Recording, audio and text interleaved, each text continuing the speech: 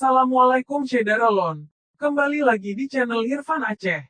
Di video kali ini, kita akan membahas tentang melihat dari dalam isi Rumo Aceh di Taman Hutan Kota Langsa. Sebelum mulai, ada baiknya saudara berlangganan terlebih dahulu di channel ini, agar dapat menjadi penyemangat buat kami, untuk terus memberikan info dan konten terbaru dari kita ya.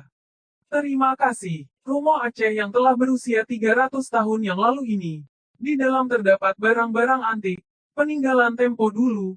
Di sini kita lihat ada Al-Quran pada masa lampau. Tempo dulu yang bertuliskan dari tinta emas. Al-Quran tersebut dikumpulkan dari seluruh Aceh. Terus ada Bateranu, Mokbre atau tempat untuk menakar masak nasi. Terus ada Guci. Di sebelah kiri ada terdapat ruangan untuk istirahat dan bersantai. Ketika ada tamu, di sebelah kanan ada juga ruangan kamar tidur orang Aceh tempo dulu. Suasananya mengingat kita pada masa Aceh tempo dulu. Terus kita turun ke bawah ada juga senjata api zaman dulu peninggalan penjajah Belanda. Terus ada juga tombak dan masih banyak lagi. Nah Syederalon, begitulah pembahasan pada video kita hari ini. Jika ada salah penyebutan tolong dikoreksi di bawah ini. Sekian video kita kali ini. Sampai ketemu di video selanjutnya.